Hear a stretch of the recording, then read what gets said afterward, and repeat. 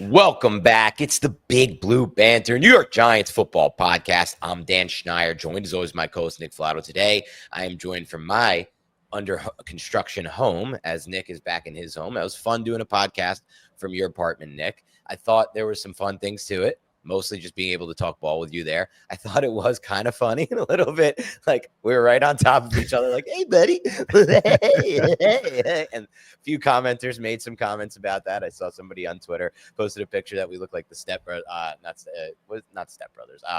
Is it Step Brothers? Why am I blanking on it? Will Ferrell and what's his name? Yeah, John C. Reilly. Yeah, Step Brothers. Yeah, How'd you mess that up, Dan? I don't know, man. It's been a long weekend, and I drank heavily last night like an idiot. Oh, but, you did? Yeah. Oh, wow. Terrible decision. I did not even get an invite. Look at this. You did get an invite. No, I don't know about that. I didn't know you were getting. Wait, so you ended up staying in Queens last night? I promise you would have not enjoyed that hangout. That's all I'm gonna say. That group of people. Yeah, I know you, and I didn't want to bring you into that. And I don't even know if I loved it, but I was like, you know what? Hopefully they don't listen to the podcast. They don't. They're not football fans at all. Part of why I don't think you would have gotten along with them, but not really. I just think they're fine people.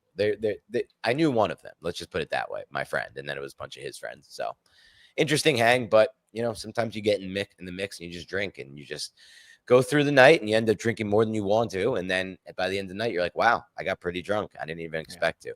I spent my Saturday night reading Dostoevsky, but whatever. To each his own. I think I would have preferred that, quite honestly. I don't really love going out these days. But anyway, we're here to talk Giants football, and we're talking about the film review. So for those who are new to the show, and that may be none of you, but it may be some of you, go back through our YouTube page and look at what we do after every single Giants game.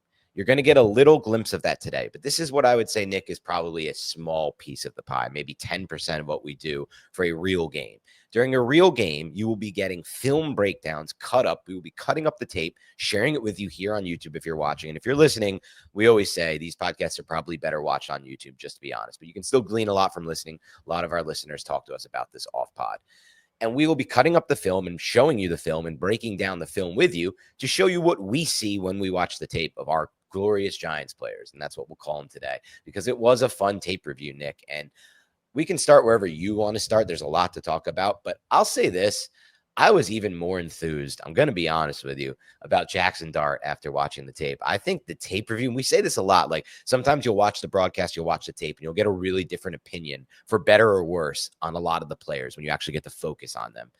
I'll say this, dude, for me, the opinion was even better after watching the tape from some of those end zone angles with Jaxson Dart and just getting an idea of what he was able to do with his feet in the pocket, resetting the pocket in a lot of ways, and then with his arm slots, dude. That Montreal-Washington throw over the middle on 2nd and 15, that was the baseball background. That was the shortstop third baseman background. As he shuffled his feet to get away from the sack and reset, he didn't really have a good platform to throw from. He couldn't come over the top, and I'm sure we'll break that down, or we might have that one cut up. If not, all good. Nick put it on Twitter, so you can go find it there.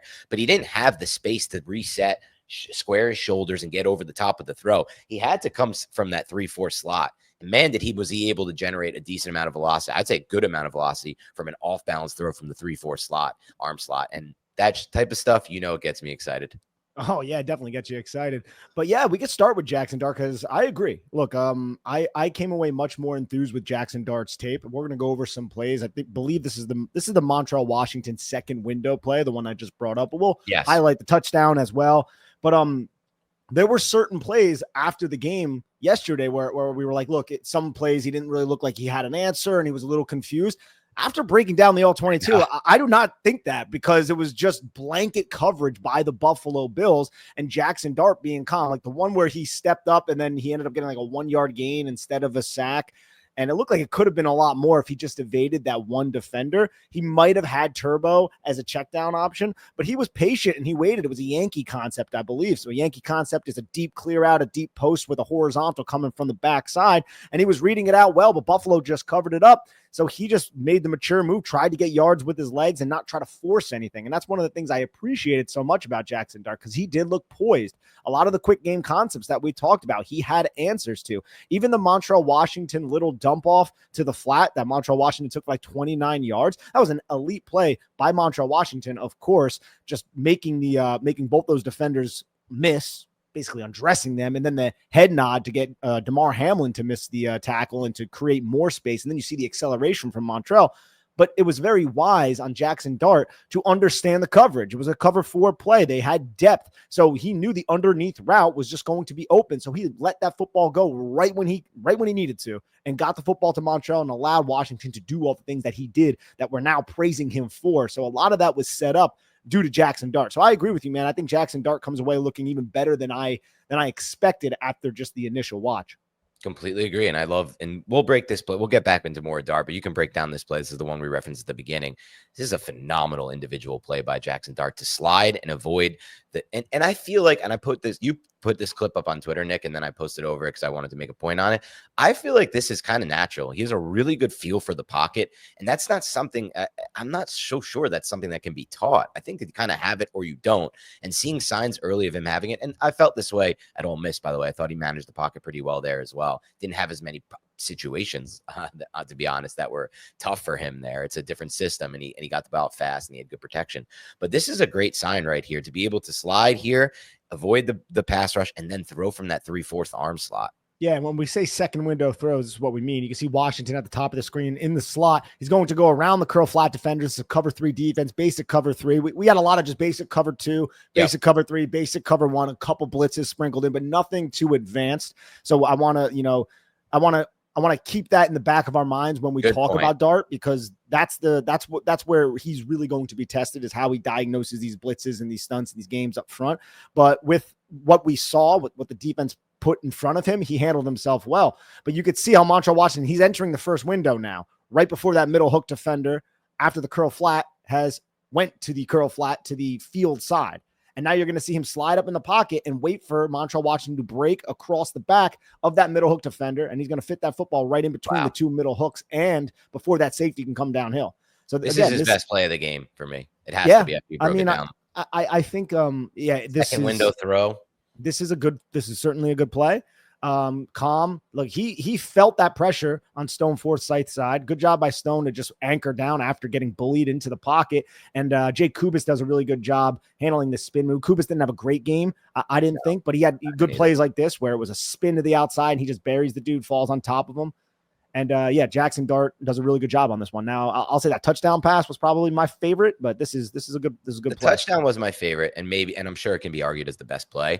I kind of feel like this one's a little bit more difficult to make. The touchdown, I think he just does a good job of understanding the safety rotation.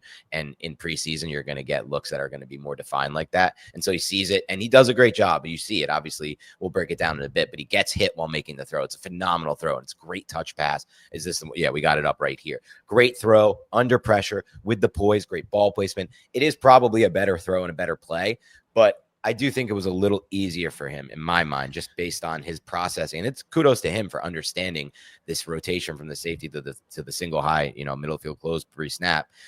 Great. But for me, getting to that second window, man, and making those throws off platform and having the feel for the pocket to slide and avoid it, that's just like 3 things at once going through his brain and all kind of happening slow for him in my mind.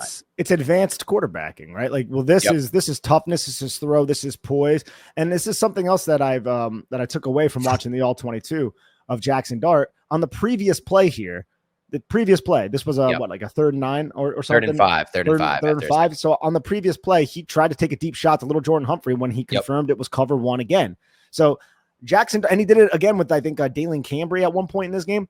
So when Jaxson Dart diagnoses these middle of the field closed, meaning there's a safety in the middle of the field, there's not a too high look, he's going to take the shot in the one-on-one and give his wide receiver the chance. Now, with little Jordan Humphrey and Dalen Cambry, that's like, oh, okay, whatever. But when you have Malik Neighbors, that's when you're like, yes, that's what I want. Yes, and Jones did this too, right? People mock Jones did this too. I would say he doesn't throw as well, not even close to what Jaxson Dart can put out there. And he didn't do it as frequently. But in this game, every time Jaxson Dart confirmed that and he didn't like what he saw beyond his first read or with his first read, he took that deep shot. So he is willing to just uncork it and let it rip and to give his wide receivers an opportunity to come down with the football. I absolutely love that. And Dan, at the end of yesterday's podcast, we had a listener send a super chat in and ask how many throws did Jaxson Dart have beyond his first read?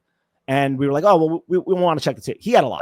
Like it wasn't. This wasn't a first read thing. Oh no, I don't know what to do with my second. He had a couple Right. plays where he was scanning and then he was getting rid of the football. Right. So that's not something that I'm concerned with through the tape that we saw against the Buffalo Bills. No, I'd say the It's a opposite. great move by Sanders, by the way, too. TJ Sanders here on Kubis. Oh yeah, we like TJ Sanders coming out, and I would say it's the opposite of being concerned. Even, and I'm not saying you're saying that, but I'm saying the opposite of being concerned. I think obviously it's preseason. I think it's important to note that. Like I heard Terran Armstead breaking down the joint practices with the Dolphins and Bears, and he was like, man, Caleb Williams, he's got a lot of physical tools, but he is just getting so confused pre to post snap with where we're sending blitzes from. And he needs, if he doesn't speed his processing up, it's going to be a rough ride for them early on. And I think that's important to note. Like there weren't a lot of exotic looks from the Bills defense, and that's going to be a problem for any young quarterback. But with all he can do is what he had to work with in this game, Nick. And that's he can't decide the coverages from the defense and what they're going to do. And as far as what you said, it's really important to note. And before you run that play, it's really important to note, like, if he is this aggressive with the mindset, and if he has that confirmation, like you just said, Nick, he's willing to take those shots. That's such a good sign for us as Giants fans, man. That's as good as it gets for me, at least. Like, I want a quarterback with that aggressive mindset. Oh, so do I, man. Absolutely. And you can see this is another play.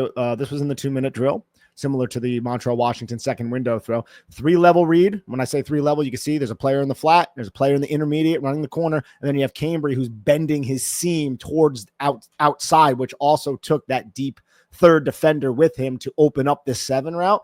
And Jaxson Dart easily diagnoses this, hits his back foot, look calm, cool, collected. That's the front side of the play. He is reading the defenders to that side, and he understands he's going to have one of them open based on the mathematical equation of the defense that is being run. Look, you can see there's 2 guys outside of the hash and 3 Giants wide receivers bending in that direction with the safety over top. Dart knows it's going to be the corner, the 7, because of the depth of the deep third cornerback sinking with Dalen Cambry, and he just delivers the ball. Now, this throw, I think, could be maybe a little bit better, but it's still, he's putting it into a place that's wide open, right?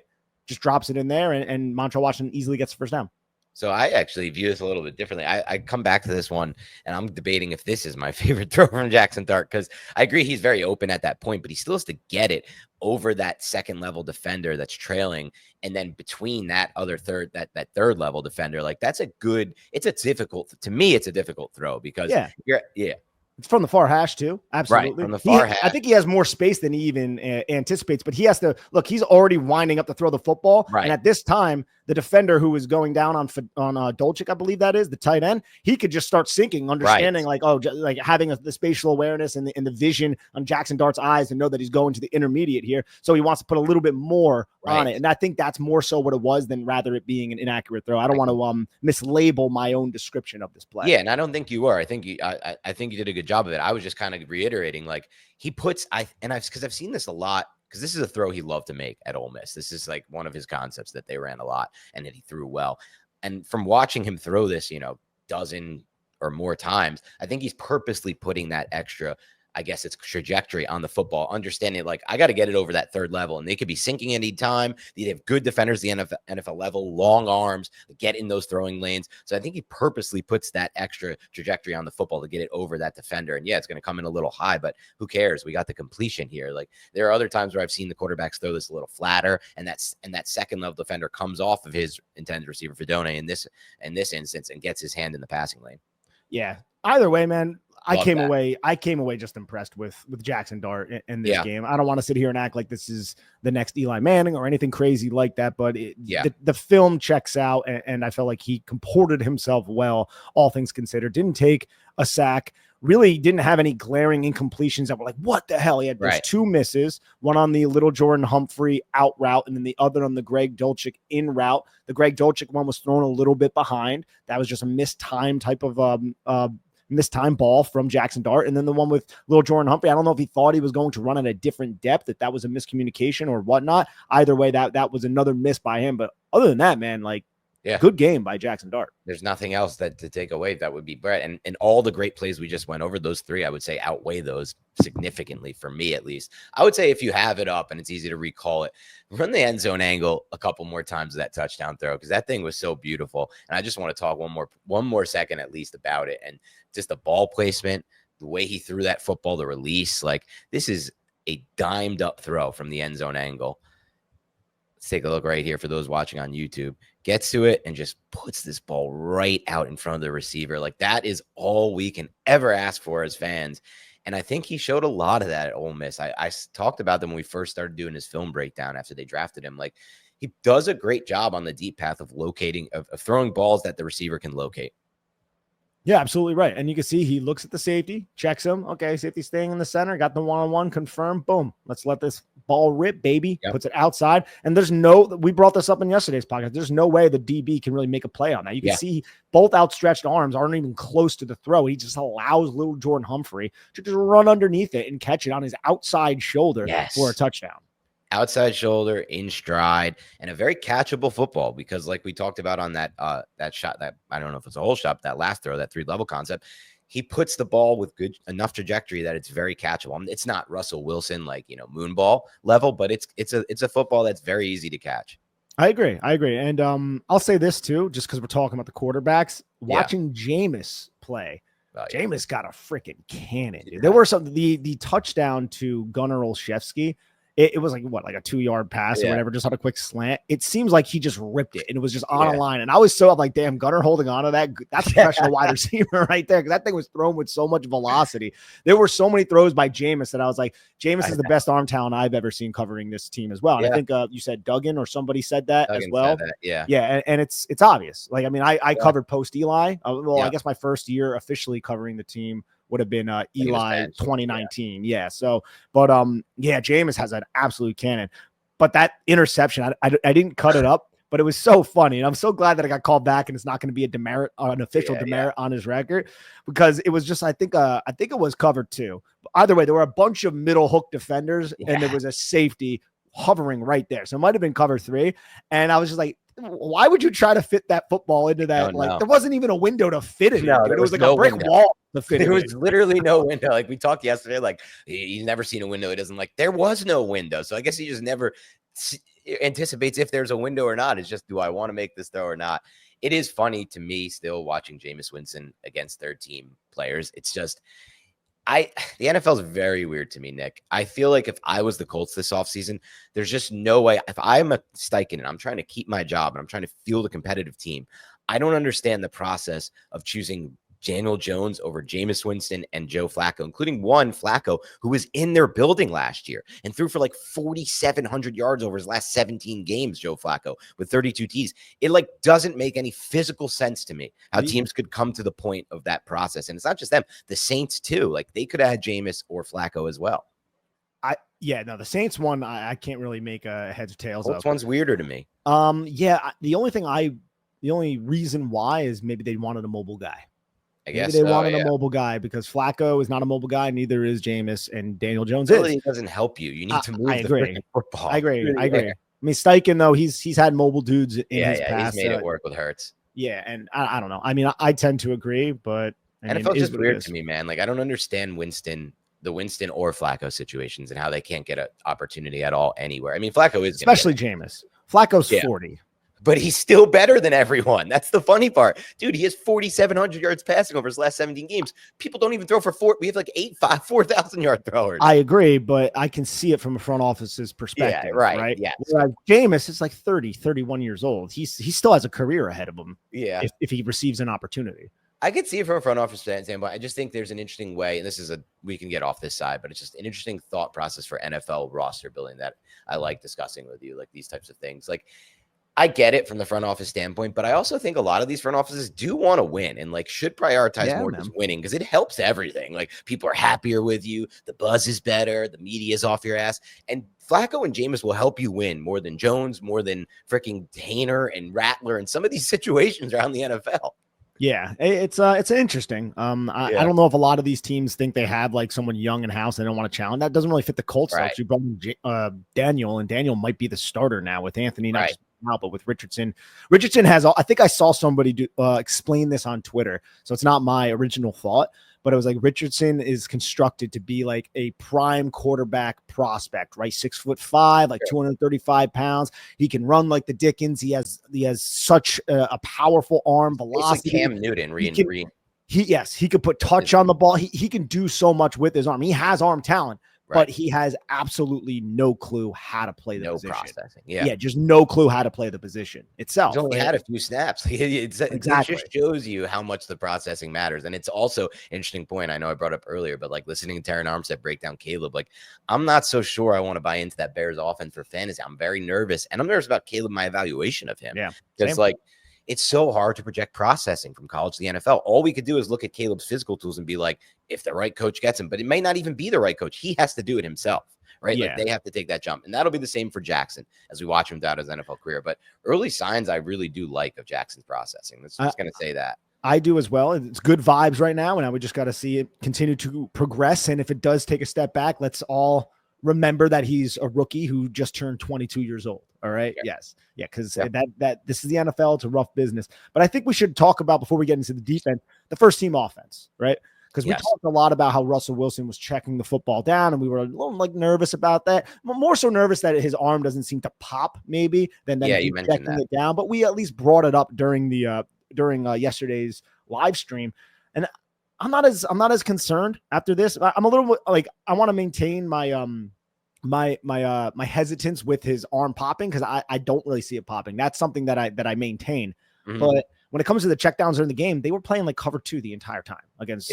Yeah, so it was just like, defense. those were the throws that were open for Russell Wilson to get rid of the football in a timely and quick manner, and to kind of play a more methodical brand of football than an explosive brand of football, because there was 2 safeties deep every play, and the starting receivers were like Little Jordan Humphrey and Wan'Dale Robinson, and Wan'Dale looked good. We'll get into that in a little bit, but I just wanted to mention that because I think that's a big reason why we saw so many checkdowns from Russell Wilson, was the Bills were just giving it to the Giants. Why not take it?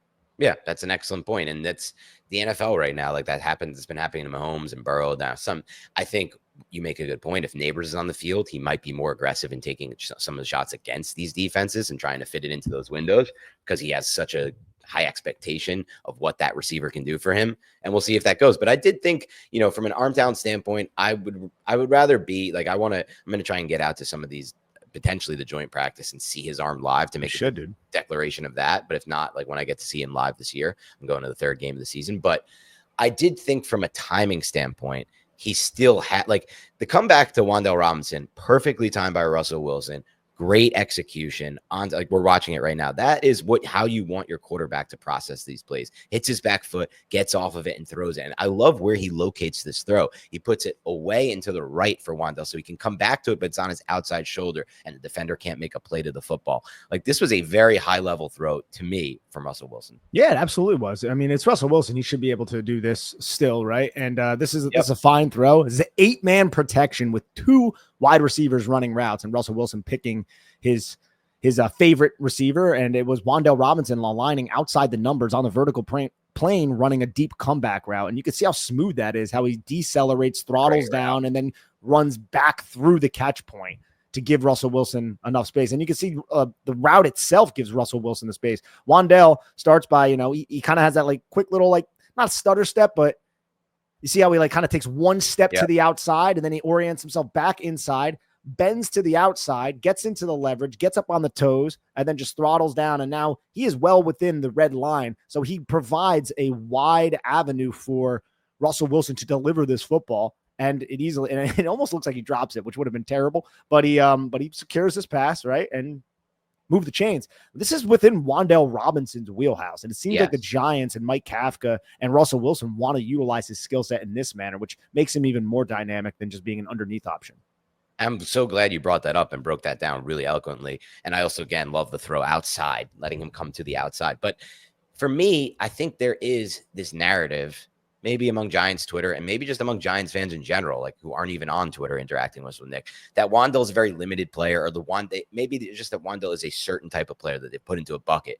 And I don't blame them for that. If you've watched Wan'Dale Robinson's entire career for the Giants, he is kind of the player that these people are bucketing him in to be. But what we've always said on this show, Nick, is the player that he's been doesn't mean that's the player that he is, because largely in a lot of ways, and I loved Matt Harmon breaking this down yesterday. I was listening to one of his episodes of Reception when it came to one of the wide receivers who he loved on tape. He's like, the receiver can't walk the ball to himself. And he's right. A receiver can't magically walk a ball to himself. When it comes to Wan'Dale Robinson, they didn't run like these, like his ability to do what you just said at the top of that route, throttle down and create that separation.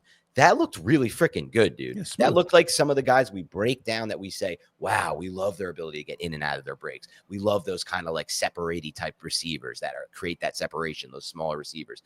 I don't feel like I've ever really seen him showcase that in his first however many years with the Giants. And that's, you can say whatever reason it is for that, but maybe they just didn't trust a quarterback to throw those routes, to be quite honest with you. That type of throw right there. You said it best, like, oh, Russell Wilson should be able to make this throw. But not all quarterbacks can make that throw. We've lived this life for let's be honest about what we're seeing on tape and what we've lived through. And so I'm just glad he gets a chance to do things like that. Like get to the top of the route, throttle down, create that separation, show I can be a receiver who can win on the outside at times too. I don't just have to be this underneath guy running return routes and whip routes. Yeah, 100%. And I like that he's getting that opportunity because like the offense, it's pretty rudimentary right now. Like what do we see? Saw a lot of spacings concepts. Saw a lot of slant flat. Saw a lot of stuff like that. Some deeper concepts like the one that we just watched where it was built off play action. And I'm wondering if that was one of the routes where if the leverage would have if the leverage was there, Wan'Dale might have took that deep, but the leverage was high and inside. So Wan'Dale broke it off on the comeback. And that's one of the things about the Dable offense is sometimes you got to be on the same page with your wide receiver and your quarterback, got to see things the same way. And you got to be smart as a wide receiver, which we know Wan'Dale Robinson is. And then we had the deep Yankee concept. But my point is, it's not like the Giants were deep in their bag, right? They had the end around of Montreal, Washington. They had one play design. I didn't cut it up, but I loved it. It was they motioned Montreal. This was with Jaxson Dart as quarterback. They motioned Montreal Washington towards the right side of the field, and then they had the tight end on that side release vertical, and then Montreal, he ran a wheel route off the vertical, and then Dolchik ran underneath from the backside, 12 personnel, I believe it was, and Dart wanted to get Montreal. Montreal was open because it was cleared out by the vertical route from, maybe it wasn't a tight end, it was a wide receiver. Regardless of the fact, it was a well-designed play. It was like a motioned wheeled route designed for Montreal Washington, but Jaxson Dart felt pressure. He kind of got hit, but he evaded the sack, and then he just dumped it off to Dolchik, and Dolchik got nailed at the line of scrimmage. It was like a 2nd and 3 play that ended up going to a 3rd and 3. But my point is that was a well-designed, creative play where they were trying to get Montreal Washington a design touch that I think Jaxson Dart would have easily executed on if Jaxson Dart had a clean pocket, which he did not. Yeah, and I'd like to bring that play up. It's something that actually Brian Baldinger broke down this morning on Twitter. I'm not sure if you saw that, Nick, but I like to bring that play off because it's a really good example of the type of athleticism we're working with now with this quarterback prospect. It's a very different type of athleticism than we had in the past. And I credit Daniel Jones for his athleticism. It's one of his best traits, but it was a very straight line athleticism. I think you'd agree with that, Nick.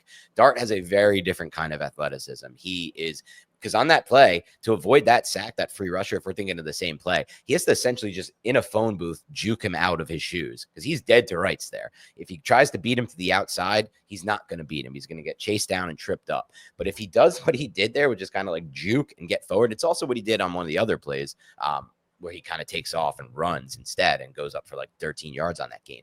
But to get out of that sack and get that ball out, yeah, it screwed up the timing of the play for sure, like you mentioned. But just to get out of that not being a negative play and a 6-yard loss and a sack, to me is just, I look at it and I'm like, this dude has real athleticism that I look for in a quarterback. Because I'd rather the lateral agility and that style of athleticism than the straight line speed all day, because you need to avoid sacks. You need to manipulate pockets. You need to get yourself out of difficult situations as a quarterback. It was such a well-designed play too by the Giants in the preseason with Dolchik coming from the backside, and Michael Hoyt I think is number 55 for the Bills. He needs to maybe take those wrestling classes because he should have sacked Jaxson Dart on that one for sure. He's got to hang out with Kayvon, but that was still an excellent play by Jaxson Dart to get rid of the football, and it just didn't really work out for the Giants. What are your thoughts on Dolchich, by the way? I mean, I don't think he's that great of a blocker. I'll tell you that much. We know that, yeah. I prefer Fedone now, but I think he's a solid receiving tight end who isn't going to really be that much of an impact as a blocker. I think Fedone has more upside, and if I had my choice right now from what I've seen, I would much rather go Fedone if the Giants are going to keep 4 tight ends. They can't. I don't think Fedone has any chance of getting cut. So if that's the case and that's it, then I guess you're right. There really is no roster room for him to keep 5. I think he's one of the better camp tight ends we've had that is Yeah. probably not going to make the roster. It's interesting. That's a good Yeah. place to be in if you're the Giants. You're probably right too. I just don't know necessarily like I think about like how they ran that offense with Cager from 2022, but I don't know. There's so many other weapons now. It's maybe not necessarily, or it's maybe a little bit more redundant to have a player like that, especially because you can run some of that with, honestly, I feel like with Theo and even Fedone to some extent. They're a little, he's a different mover, Dulcich, but it's not I'm not sure it's enough either. I'm just curious to get your take on that and the tight ends, but he still has time to make an impression. I think the Giants do like him, and we know, you know, just from past conversations that like Russell Wilson appreciates him. They were former teammates back with the Broncos, but it's just it's a heavy tight end room. Now, if an injury happens, knock on wood, hopefully it doesn't, that could open up an opportunity for Greg Dulcich. But I want to keep Fedone over bringing in like 3 or 4 year Greg Dulcich or whatever he is now in his career.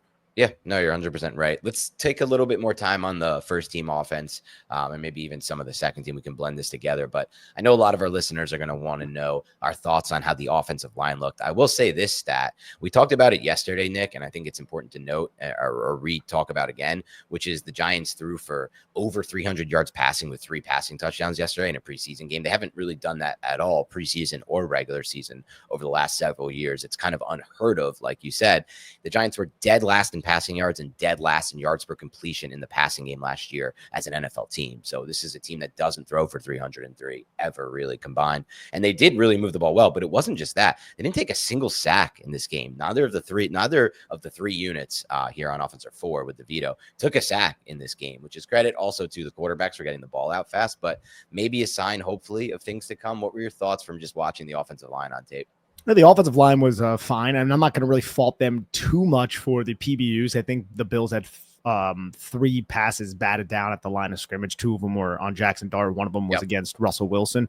But I didn't think anything negative of the first team offense. I didn't think they generated a ton of push up front on some of those duo blocks that they were running. They were running duo out of shotgun. They were running some inside zone, I believe, as well. But I thought they were fine in pass protection, and that's really what I'm like. That I think is my primary concern, just because as somebody who's covered the Giants for like 5 or 6 years, the Giants offensive line has been so piss poor from a pass protection standpoint. Last year it was much better, and it seemed that seemed to carry into this first preseason game. Now, when it comes to generating push up front, there was one duo run that I felt like they did a good job, but then I think the safety just screamed down the alley and made the tackle on Tracy right at like the line of scrimmage. That's not really on the offensive line. It's just a really good individual effort by that safety, who's supposed to be the unblocked defender in that situation. So overall, I would say that it's okay, but I'm still not. I don't think the Giants are just going to be able to move bodies on the line of scrimmage out of nowhere. Now, if you insert Evan Neal there, that could be a different story, because Evan Neal has a lot more juice to him than Greg Van Roten. But I thought Van Roten played well in the 8 snaps or 10 snaps that he ended up playing. Yeah, I thought the same about Van Roten. He's just a guy that always kind of grades out well for us when we watch the tape dating back to last year. He's smart, man. He's smart. He knows where to be. He knows how to frame his blocks. He's physical enough. He's not weak, right? He's not going to get bullied over or anything. He's just a good football player. He's just not like flashy, right? But he's a good football player. It's funny. It just shows you how much how much more important in a lot of ways the IQ of playing football and playing in the technical aspects of playing the offensive line position outweigh just some of the physical stuff. Because like if you looked at him and Evan Neal next to each other, you would never think that they were both capable of doing the same things on a football field. But because, like you said, he's such a vested veteran, high IQ, understands how to frame blocks, like gives himself a better chance in my mind probably of winning this job, especially with the Neal injury. That's going to really change things. I come away from this thinking, Nick, that it's going to be a pretty similar offensive line to last season. Hopeful we can stay healthy so we can be what we were starting to trend to be from a pass protection standpoint.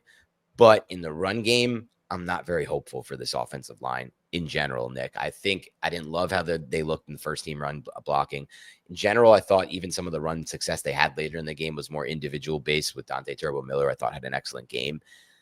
This is a unit that really needs to be upgraded next offseason for me. I think like first round potentially for this unit, or if there's another, and I know Joe Shane mentioned it, like we really didn't have any opportunities to upgrade the offensive line in free agency because the guys they want signed massive contracts right away. The Giants are in a really good salary cap situation. So as I move it forward, Nick, just thinking of a 30,000 foot view, I am very, very interested in signing a big free agent next year on the offensive line and paying all that money because I don't care about the cap. Jaxson Dart's on this team. We don't have to worry about the cap for a very, very long time. Very long time. We're in no position to worry about the cap. So it's just something that I think at best, Nick, we're going to be looking at an average offensive line this year at best case. Yeah, and I'm fine with that. I'm fine with that. You just and an average offensive line that tends to be better in pass protection is an offensive line that I prefer right now for the Giants situation and the circumstances that the Giants are in, with a older quarterback who's not as mobile and who can deliver deeper passes with touch if he has the time. Right. Great point. And even if Dart does end up playing, I prefer it for Dart too as well. So yeah. Yep. What about one specific offensive lineman that's getting a lot of discussion on Giants Twitter and, potentially could end up being a steal? I don't want to put the cart before the horse. We'll see. But Marcus Mbow, what are your thoughts on watching the rookie 5th rounder play both left side and right side tackle? Yeah, I thought Marcus Mbow, first off, I think that's impressive, right? You're playing both sides. And there's a lot of clips going around Twitter of him finishing blocks with physicality, putting guys on the deck. I thought overall I don't think he played perfectly, right? Like I think on Twitter, people are like, "Yo, man, this is an absolute steal." And I don't want to throw cold water on that, but there were times where he got beat to the inside on an inside move, didn't frame his blocks all that well, allowing the defender to take advantage of poor framing, meaning that there was going to be pressure into the pocket or rushing lanes were going to be compromised because he wasn't in the ideal position. So I think he could be maybe stronger on each of his shoulders when it comes to that. But all this I expect to come with time. I remain very optimistic about Marcus Mbow, but I think the clips going around Twitter, those were his good plays. I don't think every play was like that. I think there were also some bad plays, and he's probably in the film room being like, I got to work on X, Y, and Z. Overall, though, I'm just impressed by the fact that he can play on both sides and be able to switch mid-game and not look terrible, because I didn't think it was a terrible performance by any means. I just don't think it was as good as some people are making it out to be on Twitter. Yeah, I think it's a good breakdown. And it's a good sobering kind of reminder. It's just going to take some time. But for me, just the natural stuff that I see from him, the way his feet move, had me really excited. Just because I've always kind of looked at it since that Rashawn Slater draft, is like what I really want when evaluating these offensive linemen. And same thing kind of with Neal factoring into my evaluation of this overall is feet. I want offensive linemen who can move smoothly, and I think Marcus Mbow can do that. And there's always an opportunity, at least in my mind, for him to put more on his frame and for him to get stronger and then just more technically sound. Like all of those things are capable, I think, with enough training and the right coaching. But as far as the natural way that you can move athletically, laterally with your feet, that I think can't really totally be improved over time. So I very much agree with your assessment about his feet. Beautiful feet. Rex Ryan would love this guy, right? Like just absolutely amazing feet. Like the one play, I think it was a screen.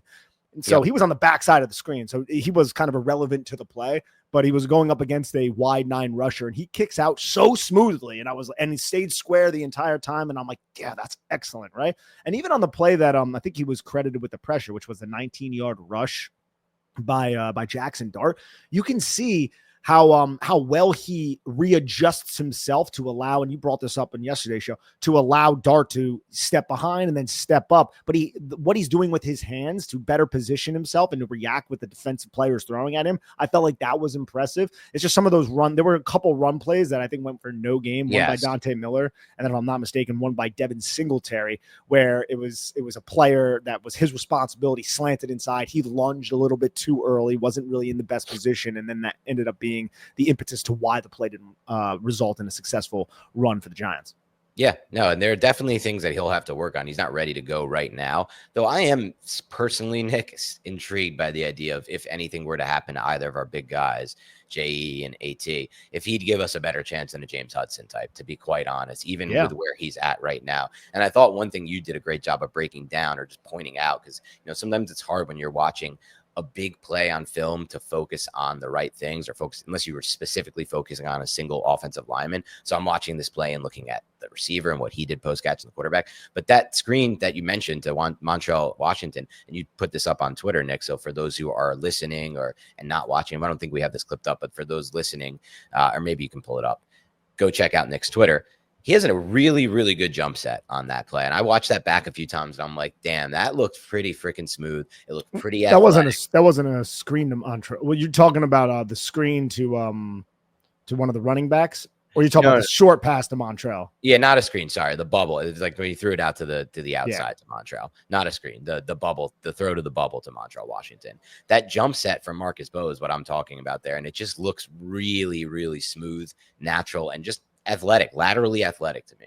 Yeah, he gets out there so quickly. How he frames it, just boom, gets the foot out, and now he's already in great position. This is an excellent job by him. And then you can see he gets that second hand on Hoyt here, and Hoyt was a good player for the Rams. He's not the most athletic rusher. He's much more of a power guy, but you can see how he lands right now. He's going to stab with the outside, make that contact, and then he's going to bring that inside. Now he has firm control of Hoyt, and the ball's already out at that point. But yeah, no, the footwork of Mbow, I'm excited for it, and I think all the look, you're going to have some negative plays sometimes. It's not that big of a deal. But, like, overall, this kid has a lot of potential, and I do remain excited. Like, that jump set right there from him there, can you just kind of think about, like, Evan Neal trying to do, like, what that would look like, right? You know what I'm saying? Well, like I know it, Evan Neal. We watched it a bunch. Evan Neal, if he would do that, he would stand up, chest high, off bounds, and then get that foot out there, and then get that second foot out, and his hips might still be disciplined, but his freaking chest is so high because he can't really move unless he pops up. And then at that point, if you're a defender, you're like, dude, I am going to win with I'm going to win with power and leverage and get through this guy's chest, set him up, put him on ice skates. And even though Evan Neal does have a good anchor, to his credit, he's in a poor position to reframe himself and to resync his hips to establish a leverage advantage. So once the defender gets through the chest, now he has control of you. Now he can go right, he can go left, he can set up a subsequent move. And Evan Neal wasn't a skilled enough offensive lineman to really combat that at all. I'm glad I said that because I wanted you to get there. That was excellent analysis, Nick, and I'm glad you got there. And I think it really is just as simple as that. Like, when you watch Mbow after he gets into his jump set, his base looks good. Like, I understand right now he doesn't have the strongest anchor. Baby. He's low. Exactly. Just focus. And you could just run back on this YouTube clip and see what we're talking about. But look at where Mbow's base is after he gets his hands on him. That to me is super important. I think at least he'll build a stronger foundation. He's a young kid who's just first time in the NFL. Like, he's going to get stronger. He's going to eat right. Like that. I'm not as worried about. Look at that. Like he is up for a second on the kick, not to cut you off. Up for a second, right back down. You can watch it right here. If you're watching on YouTube, boom, boom, right back firm. I'm like, that is, you never saw that from Evan Neal.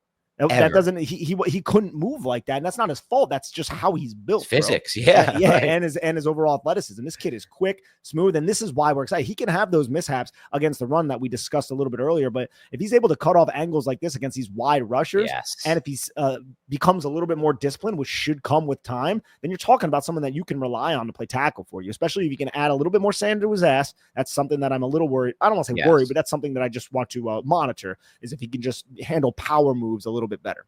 Completely agree. And that's why he dropped to the 5th round. And that may be an issue for him. I'm so much more willing to get excited about a player who just needs to have a stronger anchor and build a stronger base than a player who can't move the way that he just moved to get out on those jump sets.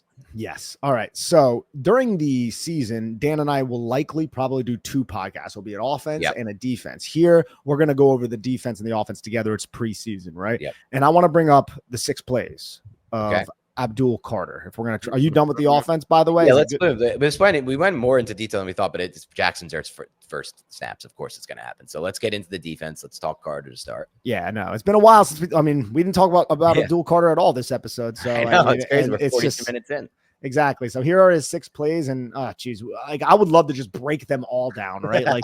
like this one right here is amazing. And dude, this is a 4-eye shade, right? 4-eye means he's on the inside shoulder of the tackle, but then you have a defender wide of the tackles. The tackle can't really do anything. It's putting the guard into this position where he has to cover all this ground against an amazing athlete like Abdul Carter, right? And the center, he doesn't help out this guard because you have Bobby Okereke as a potential threat as well. So you want to be 3-by-3 to the other side, with Kayvon Thibodeau wide, and then another 4-eye, a little bit more of a 4 technique over the top of the tackle. So you're just stressing angles and stressing interior linemen by putting 51 in this position. And 51, you can see 64 tries to dictate right off the jump, right? He tries to get his hands on 51. I just want to end it, right? I just want to end this rep. And then Abdul Carter just puts him in a spin cycle. And dude, that lateral move right there, like he just jumps an entire person over. Osiris Torrance, like trying to match that. Hold him. And so he holds him here, and then you could see there's a clear path in because the angles were so wide, and the center went to the other side. For a hold? This wasn't called a hold? No, it was not called for a hold. Jesus Christ! And good on Mitch, man. Good on Mitch to get rid of the football. But holy shit, like the way Abdul Carter is able to move and then just win right off the freakish. It's freakish. It is. It's very much freakish, and it's also his hand usage. I tweeted something about how his hands, dude. It's not just his overall athletic ability. Right. It's the club right there underneath the arm, and then he's going to watch how he brings his outside arm over top to then create that separation. Like, this is a very precocious pass rusher right here, dude. This is somebody who isn't just winning because he's this freak athlete. Kind of like, I don't want to say we discussed him in that manner. We did say he does have pass rushing moves, but I think it's more advanced than we even gave it credit, Dan. Completely agree with you on that take. And I think what's most interesting to me is with these types of players who come in with freakish athletic ability, usually you expect them to rely more on their freakish athletic ability, especially somebody like him who played off-ball linebacker and then just started basically playing pass rushing role edge last season with Penn State. But he's way further advanced, as you just mentioned, when it comes to his pass rushing moves, his repertoire, his plan, like the way he uses his moves. I don't know, man. Like, I don't really see any reason why he's not going to be an immediate dominant player in the NFL. I agree. I can't foresee it. Like, I get it. We're not seeing him versus NFL tackles yet, but we're seeing him versus Deion Dawkins, right? That's an NFL tackle. That's an NFL tackle. It's a really good NFL tackle here. And here so I don't know exactly what would hold him back. Yeah, no. And like, again, we talked about the alignment yesterday. You could see how the three other defensive linemen are all center over. Now the one's one technique too, Abdul Carter's side. And 76 is going to have to kick over to help out with Burns since the tight end's going out in a route. And now you have Dawkins all alone. And watch, just stutter. Little hezzy. You could see how far Abdul Carter's outside foot is up the arc. So it's like, is this guy going outside? Can he bend around? Can Abdul Carter land his inside arm underneath the armpit of Deion Dawkins' outside arm to bend and rip through and corner the quarterback like we've seen him do so many times? Or is he going to go inside? At this point where I froze it, it's kind of difficult to tell, right? Now you can see his foot is firmly in the deck, and it looks like he's about to explode back to the inside. But if you're Dawkins, this is happening so quick, Dan. It's very hard to process this. And he goes back to the inside, and you can see how Dawkins is going to angle his hips outward, allowing Carter to just break right through. And he uses his hands, again, very well. Just that club ripped through the inside instead of going outside. And then Mitch is like, oh, shit, what the hell am I going to do? I got to get out of here. And again, very good play by Mitchell Trubisky. This isn't turning into a Mitchell Trubisky glaze fest, but the fact that he was able to complete this is impressive with Carter bearing down. And you could also see the center. The center is cognizant of this. The center is looking like through his periffs to see if Deion Dawkins needs help because he knows the guard is not there, Dan, right? Yeah. So he's like, oh, shit, man. Oh, man, he is coming through the inside. I got to help Deion out, man. And then he's too slow to do so because Carter is so damn athletic and quick. It's crazy. Yeah, it's funny, Nick, because you showed the rep earlier of him beating interior offensive linemen. I'm like, I talked about it when I watched his Penn State film. I thought those were his best reps. Those were his most dominant. At the same time, dude, I also kind of feel like if you're a defensive coordinator, you're probably at your best advantage with a player like Abdul Carter on the rep we just watched before this when he's lined up that wide. Because if you give him that two-way option that you just broke down, he has shown the insane ankle flexion and ability to bend the edge. So you really have to respect that as a tackle, like you said. And he declares, like, you're right, his foot is so far up the arc there, that right foot. So you're really in a bad spot. You could even see Deion Dawkins kind of open up his hip a little bit to playing a move that's going up the arc right here. And then at that point, he's done. Like, Carter will just have the athleticism to get back inside. I don't really know how you defend this, honestly, one-on-one. I'm not sure. It's such a tough task for Deion Dawkins, and Dawkins did about as well as he can in this situation. Right? Like, just pay attention to Dawkins' feet, right? Because they can tell you something. And then watch, on this foot, he goes to stab. He puts it in. Right. He's like, okay, where is he going? And then he sees the little stutter again. He recedes that hand back. He gains depth to cut off the angle. And he's doing a solid job right now, Deion Dawkins, just trying to frame and keep Abdul Carter in front of him. But once Dawkins goes for that second stab move right there, you could see that's when Abdul Carter just explodes back to the inside. And that's where Deion Dawkins loses the framing of Abdul Carter, and Carter just, again, using that inside arm to contact the back shoulder, bring his outside arm through the inside shoulder of Dawkins, land the rip move, because that's the rip move, remember, and then he just crashes in. And then there's no way for Dawkins to regain positioning on Abdul Carter. It's a phenomenal play by Abdul Carter, but it's not like a referendum or anything bad by Deion Dawkins either. That's just completely agree with that take. But it is a good reminder, I think, that He can do this a lot in the regular season. They can put Carter in that situation. And by the way, Nick, there's going to be tackles out there on an island in some situations against Carter with him lined that wide that aren't Dion Dawkins level, that are going to get absolutely destroyed in these spots. And plays are just going to be blown up immediately from the start. Like the play you ran earlier, that play was kind of blown up immediately from the start where he beat the guard to the inside. But this is also an example of a play that's just blown up to the start. You're right. Trubisky makes an insanely great play to kind of roll out away from it to his left and then throw while moving to his left as a right-handed quarterback.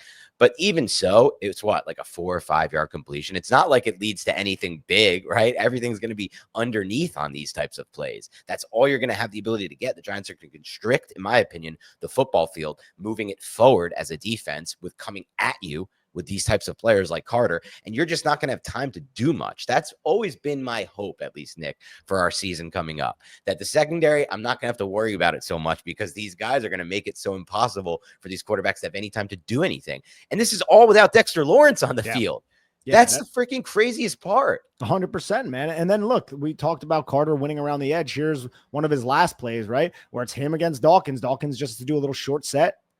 Just does a little 45, and he does a good job, Dawkins, recovering. But look how he bends around the edge. Look how flat his feet get here.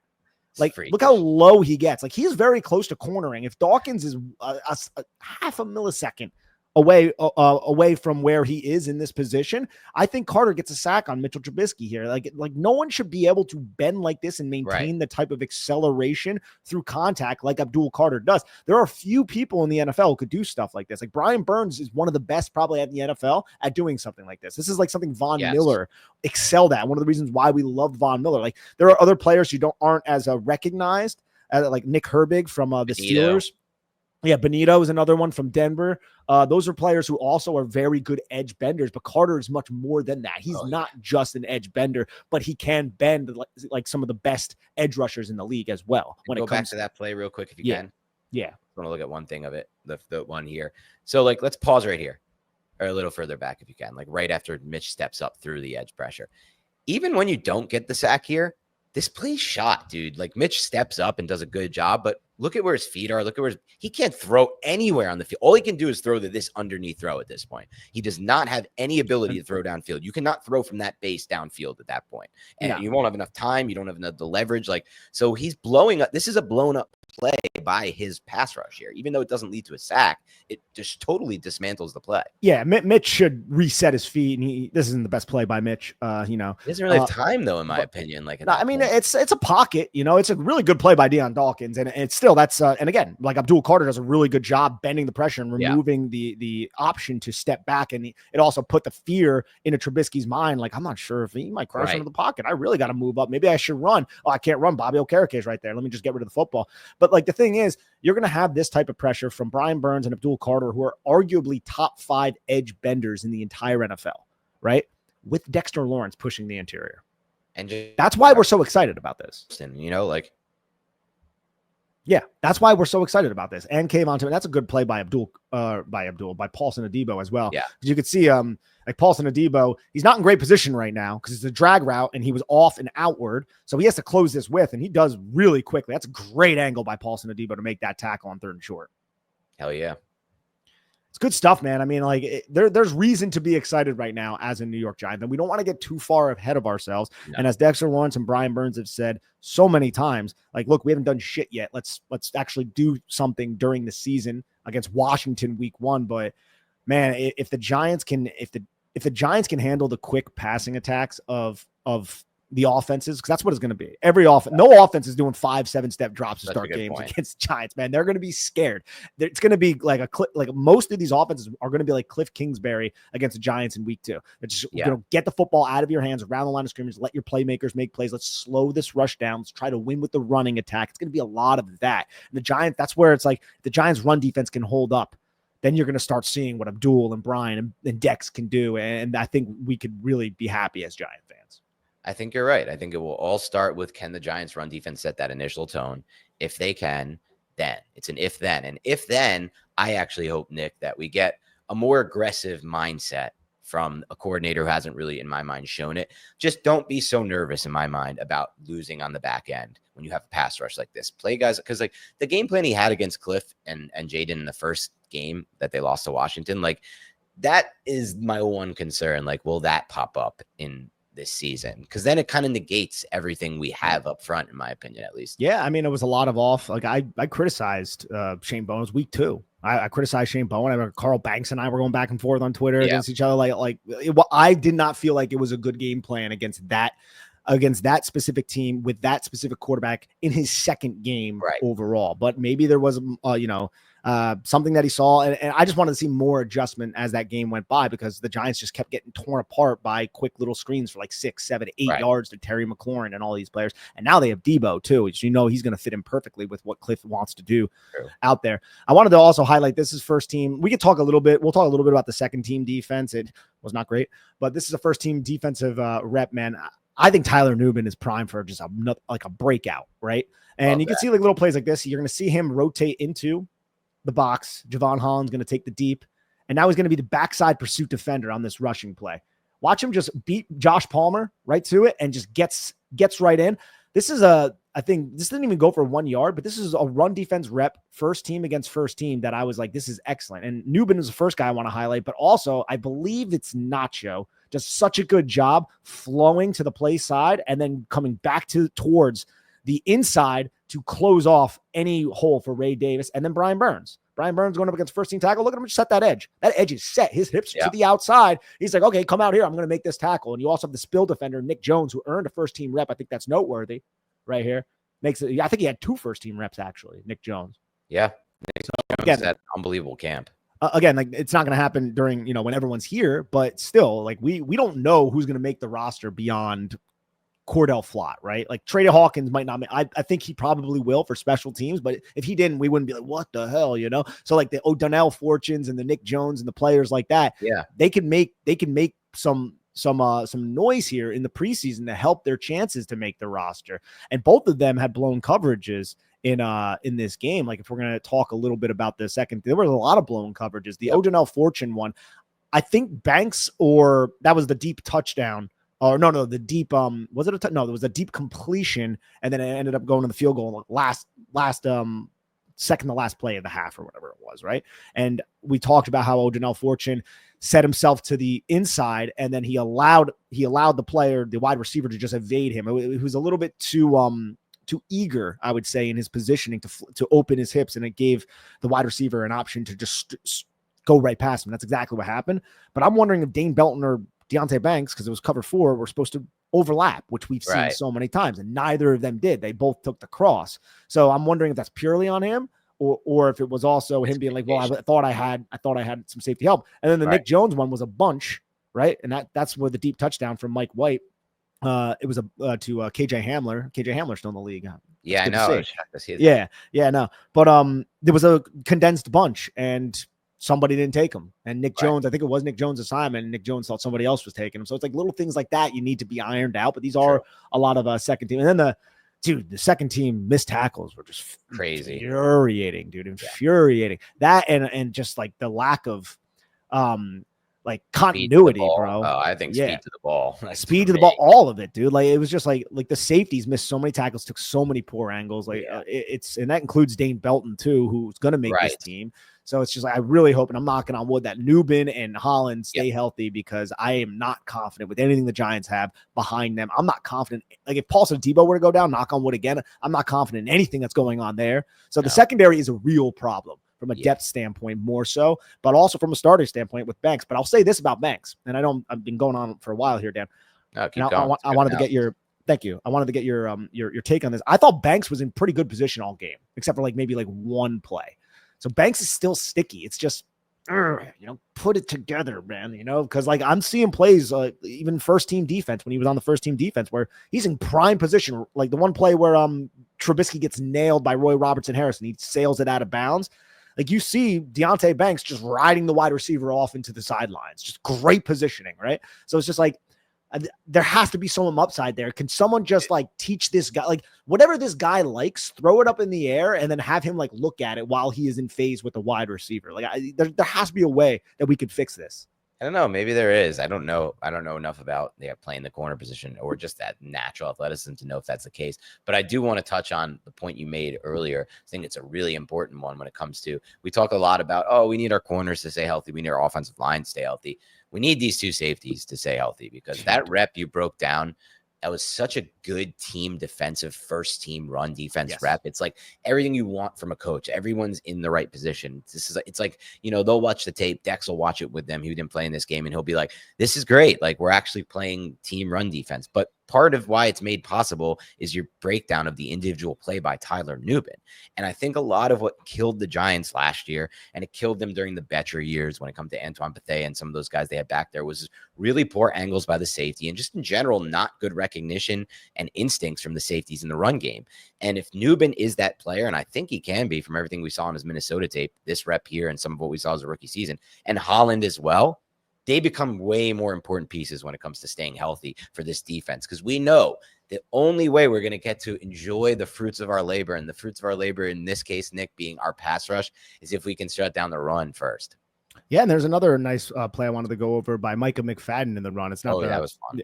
No, it's not. It's not the play. Not the big stick. It's not the. That's a passing play. That was a great play by Micah McFadden. But here's another running play. Look, it's going to be a weak side run. You have 12 personnel. They're running away from the two tight ends to the short side of the field, right? So Micah McFadden is going to flow. Everyone flows with the ball on the zone run, and you can see Micah McFadden does such a good job here. I think being patient. He doesn't overcommit to a hole because he is in a situation where you're playing the cat and mouse game with Ray Davis behind 76's block of the New York Giants defensive lineman. And watch how Mike McFadden positions himself in the one hole, right? And now him and 22, they're almost smelling each other's breaths. They're right there. So Mike McFadden's like, come on, make a move. Either go through this hole and make the tackle. If you jump to the other side, I'm going to get you. But he's forcing consternation and also forcing 22 to stop his freaking feet.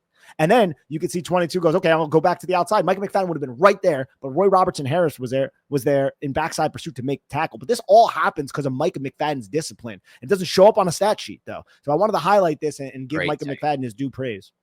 Great breakdown, great analysis, great take. That's instincts. McFadden has them as a linebacker. We like McFadden a lot on this podcast. We liked him a lot last year on film. He took the jump the year before. I just feel like it's been a nice, steady progression for him. Which is interesting because we didn't really love it. Like there was nothing to love in his rookie season. Like it was one of the worst rookie seasons I've seen from a player. Like you got benched by Jared Davis, who the Giants plucked off the Lions practice squad for a playoff game. For a playoff game, and you got benched multiple times during the season. Remember when the Giants were like, hey, let's try this 5th round rookie out and we'll put him out against the Green Bay Packers in London, and he lost 2 reps to like Josiah DeGuara, and they were just like, nah, this guy's not playing ever again. He didn't play for weeks, bro.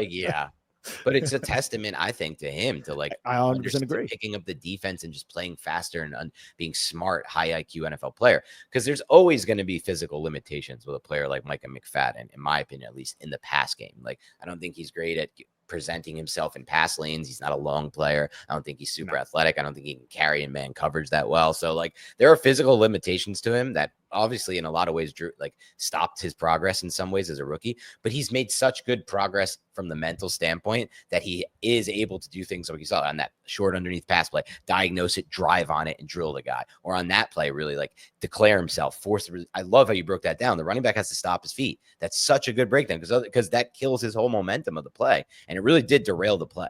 It did. Yeah. And that allowed Roy Robertson Harris, who I felt like had a good game. He took that one penalty, which it was like, maybe he put body weight on Mitchell Trubisky there, but it's like, come on. And then also the Jameis Winston intentional grounding. I'm like, really? You guys are going to call that? Like, like Gunnar was in the area, but Gunnar stupidly tried to like break the route towards the safety or something. And I'm like, what are you doing? I'm like, keep going. If it's a miscommunication, these refs need to be able to understand that, not call grounding. Like, you know what I mean? Like in the Super Bowl, Tom Brady's in his own end zone. That wasn't a miscommunication. He felt tuck. He felt those guys coming at him, and he threw that ball. And people like that shouldn't have been called. No, that you call that as grounding.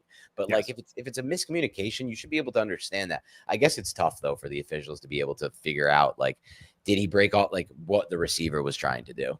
I agree, but at the end of the day, it's like, come on. I feel like there has to be a better, more efficient way, but. There should be. Wide receivers should be on the same page as their quarterbacks, I guess is what they would say. And it's like, you got me there.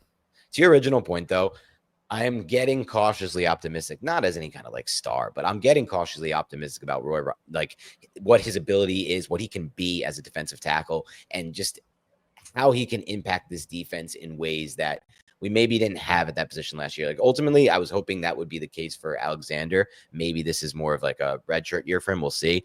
But we didn't really have anyone who moved that well outside of Dex, in my opinion, at least on the interior defensive line at all last year. I know Chapman kind of is that guy, but he's just not someone you can trust on the field for that many snaps. And the Giants only played him with the first team. He didn't receive second team reps, right? Like it wasn't even like he was in for the second, like the first second team and then like left, right? It wasn't, they just like, all right, you're playing and then you're done. And then we'll put all the other guys in there. So I think that bodes well for him. And from what I saw, like he's a different type of player than Raheem Nunez-Roches. I don't think either are players that we're going to be like, oh, nice. But I think both are, I would say, upgrades over some of the other defensive linemen that we've had. Now, Raheem Nunez-Roches has been here for a few years now, but I'm still like glad he's on the roster because I just don't trust the depth behind him, and that almost even that does include Roy Robertson Harris. I just think yesterday was a good representation for Roy Robertson Harris. I don't think it's really been like that through training camp though.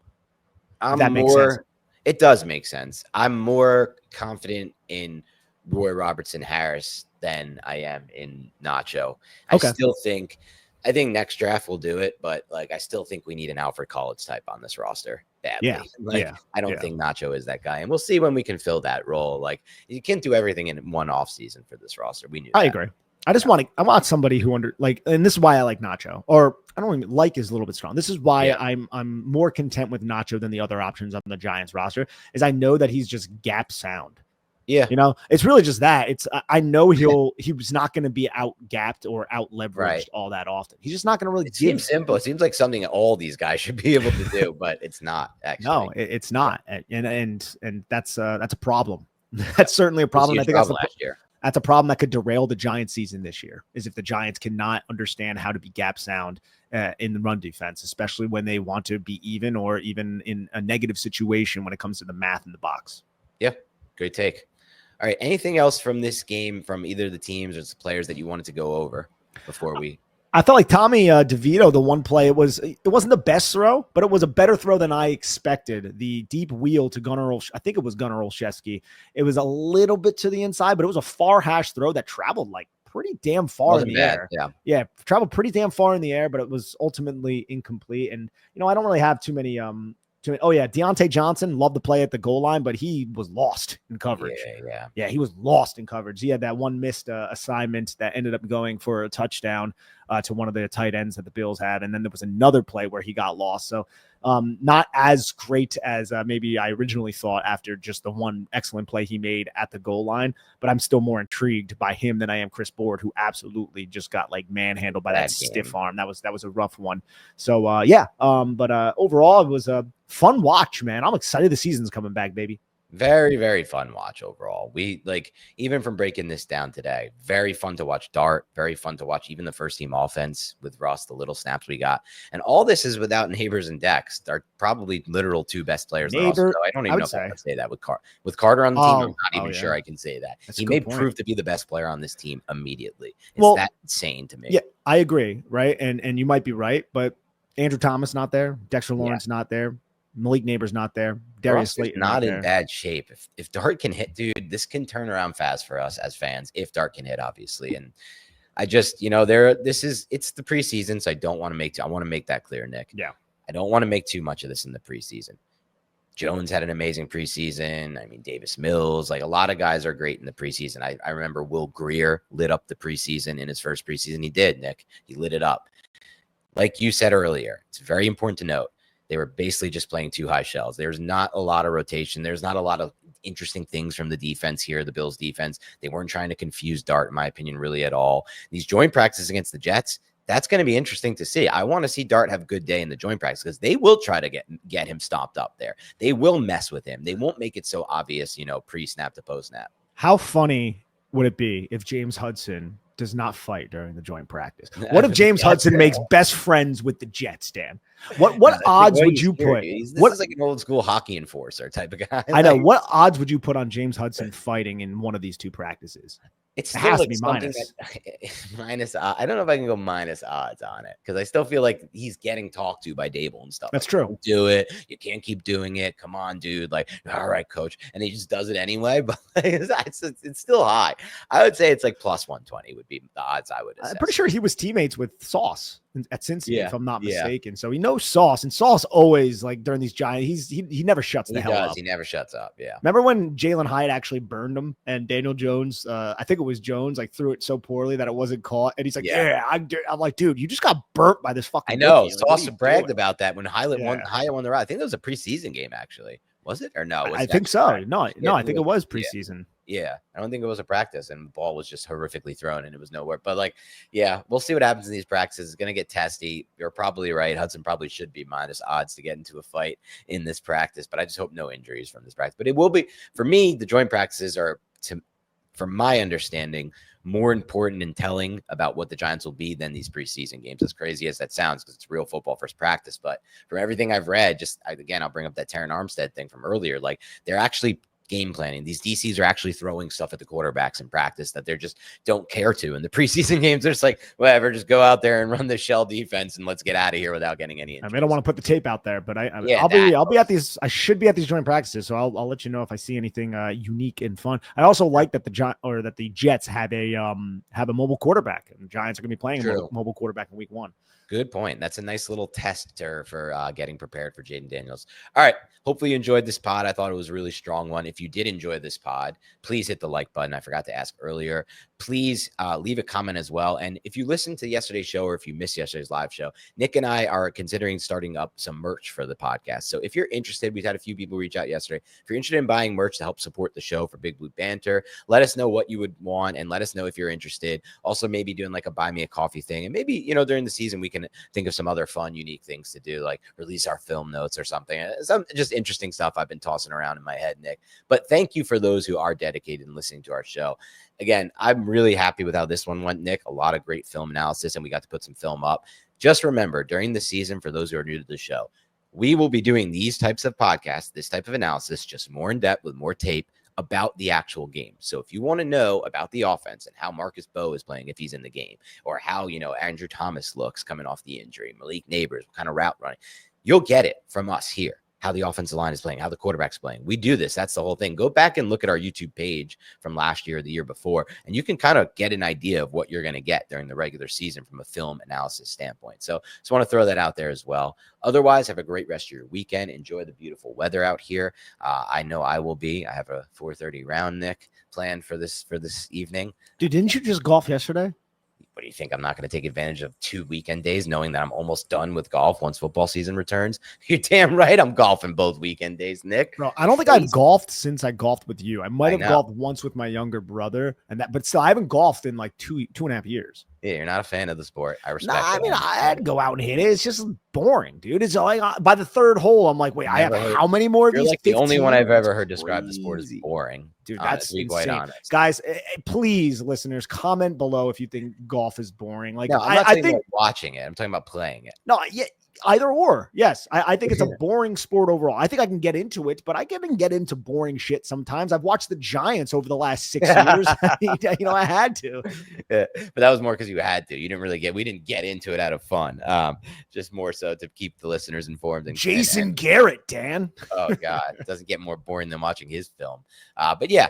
So enjoy the rest of your weekend. Please help support the show. Hit the like button. If you're listening, please download the episodes that you listen to on Spotify and iTunes. This is all we'll ever ask. Subscribe to the channel if you haven't already. Have a great rest of your weekend, and we'll talk to you soon.